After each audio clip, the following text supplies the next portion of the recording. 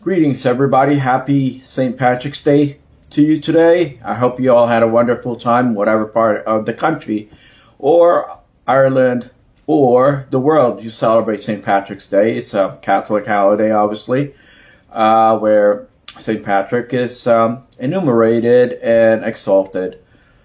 With that said, I thought I'd do our live town hall or Facebook live town hall event early, a couple minutes early today, just because I'm planning to work on other projects that will most likely trickle into the wee hours of the morning, Sunday morning. With that said, as I mentioned, I hope you are doing well. What I'll do is give you guys a quick debriefing on the status of our campaign. So we're going strong. We have our volunteers helping us with signature solicitations from other parts of the state. And I managed to do a little bit of soliciting myself in the Hampton Roads area, as well as hand out some campaign material for the public to get to know us and learn about what we do and what we're looking to do in the next couple of months. So like I said, we're going strong. There's some people that definitely try to discourage us and basically stonewalled our campaign, marginalize me as a candidate, you name it, anything and everything in the books that they can pretty much throw our way is being deployed to stop us from wanting to serve the public. So we want to serve Virginians and Americans, basically. It is what it is for now, and I'm okay with that. Thank you for those who believe in us, trust us, and support us, especially those that have donated, to our campaign. Some of our donation comes from, regular Virginians that have very little money to give, but yet they decide to help us out with any contribution that they can make. So we truly are very appreciative of that, and make you sure that we're going to be utilizing your support, your monetary support to us in the most efficient way to advance our campaign message and increase our overall visibility. That's our main priority now that we're nearing the end of the solicitation period for signatures. So we're going to start increasing our overall footprint and visibility throughout the state. I have been traveling, not as much as most, I guess, other candidates that have been traveling, but I have traveled early on this year and a part of the month of February. Unfortunately, haven't been able to travel so much this month yet. We still have a couple of weeks to go, so hopefully I'll be able to visit some of the localities that I haven't been able to visit before the end of the month. What else is going on? So as many of you know, I'm currently in the Hampton Roads area. I tend to commute back and forth Washington, D.C. and the Hampton Roads area, and it just so happened that last Wednesday I was in town and managed to attend an event at Old Dominion University the evening before they had the shooting in the morning near the building where I was at. So when I lift up the family and friends and ask you guys to also do the same for the victims of this very cowardly, senseless, violent crime that took place on campus at Old Dominion University.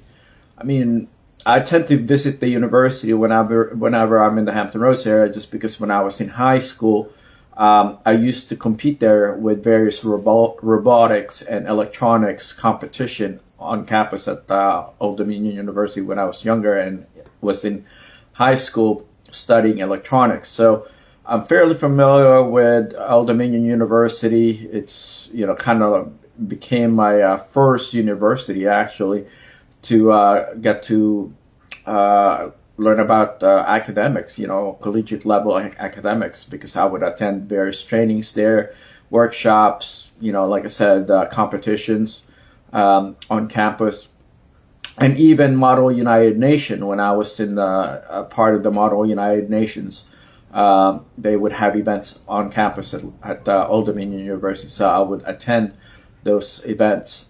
And so, like I was saying, unfortunately, there was a shooting that took place on campus on Thursday morning, okay, at Old Dominion University, and it is pretty tragic. It turned out, based off of what I read and heard in the news, that the guy who perpetrated the shooting used to be a part of the National Guard, and obviously he was trained by the U.S. military, and he basically became a sympathizer to ISIS and to various terrorist organizations that wants to wreak havoc and attack Americans and hurt us. And he deployed that agenda last Thursday morning. So I'm very grateful that it wasn't that during the time when I was at the university and within proximity to that building, because the event that I attended was fairly large. There were a couple, maybe a couple hundred people that was at the event. So I'm just glad that it didn't happen during that time that I was on campus Wednesday evening. So yeah, folks, it's a big, major tragedy. It shouldn't have happened. But here we are today, folks. So many of you are also aware that we're currently engaged in a war with Iran. And people have asked me about my position, given that I used to study in Israel. I did a portion of my undergrad studies in Jerusalem. And I really don't want to provide so much opinion regarding the overall situation between the U.S. and Iran right now, given that the two countries have always been banging heads, from the very beginning. Before the Ayatollahs took over Iran, there wasn't a whole lot of conflict between the U.S. up until the Ayatollahs started running the show and basically subjugating their population under a very strict, iron-fisted type of government. Okay,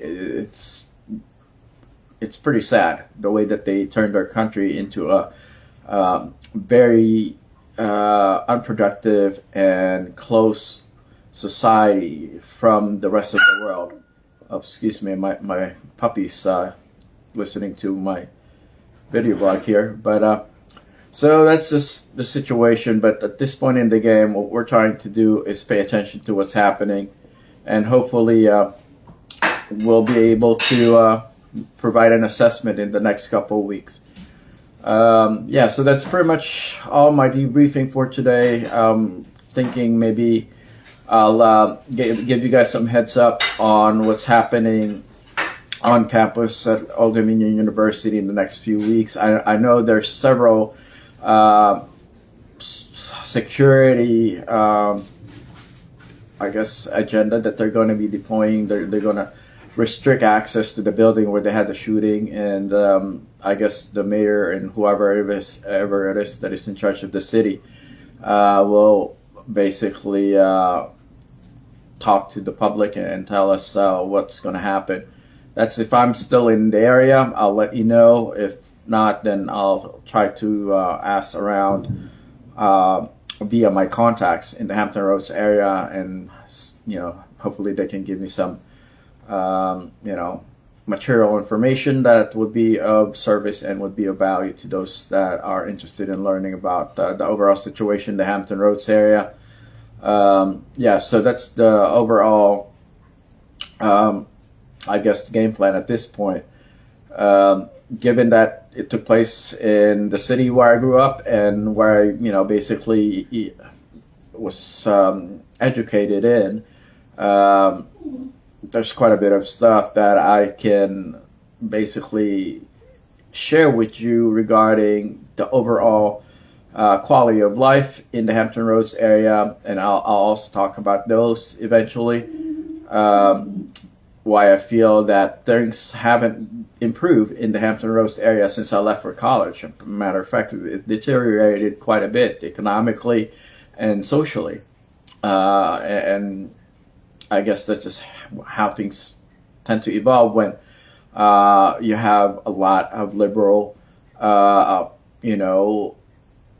policies that is not, it's not serving the purpose of building up a community to the point that it's safer, it's more wealthier, and increasing potential for the overall marketplace. Okay, folks. Matter of fact, there's this MacArthur Center downtown that has been stagnant. It's constantly losing renters at the local mall in the Norfolk downtown area. And majority of economic development is definitely starting to be exhausted and deteriorate in many levels. And so we're trying to help them out, and hopefully we can provide assistance if it's something that they want us to help them with. But yeah, folks, I'll keep you guys posted. I'm going to be traveling again, like I said, eventually, and connecting with other communities throughout the state. But at this point in the game, please do let me know if you have any questions, concerns, suggestions that you would like for me to consider talking about. And if you want me to, add additional material, let me also know pertaining to our campaign.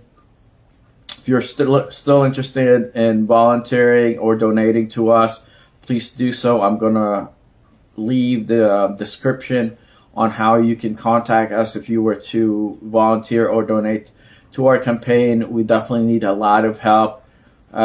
We do have various volunteers, and we managed to receive a few donations, but we definitely need help from the public. Okay, folks, this kind of work is not for just one person.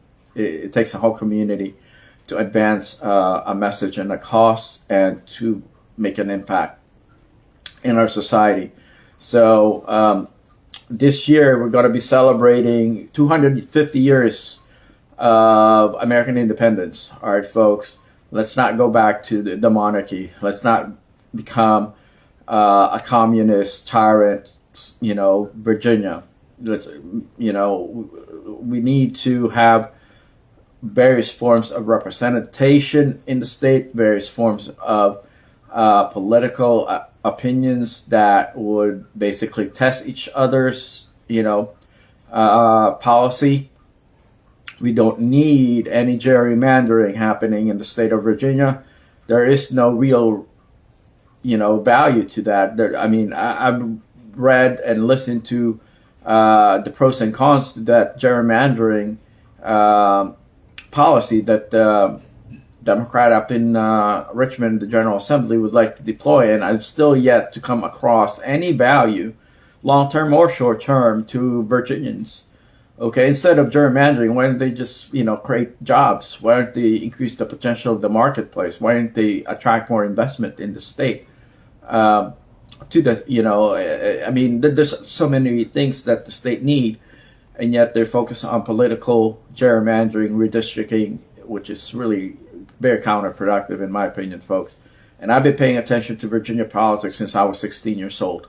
I just happened to like government and politics. I didn't want to become a politician, but here we are.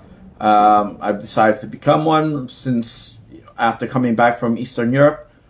I noticed there's a lot of problems and a lot of similarities that have been happening in the state of Virginia and even other parts of the country, similar to those in communist countries in Europe, okay, and dictatorships countries around the world, and tyrannies in various parts of the world, monopolies, and so many other things that we used to fight against back in the days. It's now happening in the U.S.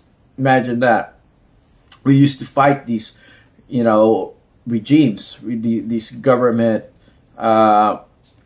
structures around the world, and now it's right here where we live, and it's growing. It's getting even worse, folks. So, like I said, I didn't want to become a politician, but I just had to be. I had to say something. I'm not the typical politician. Obviously, you can tell I'm not the typical politician by the way I talk, look, or operate. But I had to say something. All right. So that's the reason why I decided to run. And I hope you guys would consider supporting us and donating to us. I know most of you tend to join our live feed after the fact, after we record everything. So please do share any questions with us. If you have any, let me know if there's anything that you want me to cover on my next video blog or town hall, live town hall. I'm going to be uploading the copy of this recording to our YouTube channel as well, so y'all can also watch our live feed virtual town hall off of our YouTube channel. Okay, folks, so I think that's pretty much everything that I wanted to talk to you about. Again, if you're interested in volunteering or donating to our campaign, please let us know, and I look forward to connecting with you again in the next live town hall via Facebook. That's going to take place next Thursday, and again on Saturday next week. I will try to send an e-blast. If not, just make it a habit to come to our Thursday and Saturday evening live feed via our Facebook Live, Aldous Mina for U.S. Senate Facebook page. You can listen to us live as we stream our event throughout Virginia, throughout the country, and overseas. With this said, folks, thank you so much for your time. Looking forward to connecting with you again. Take care. Bye-bye.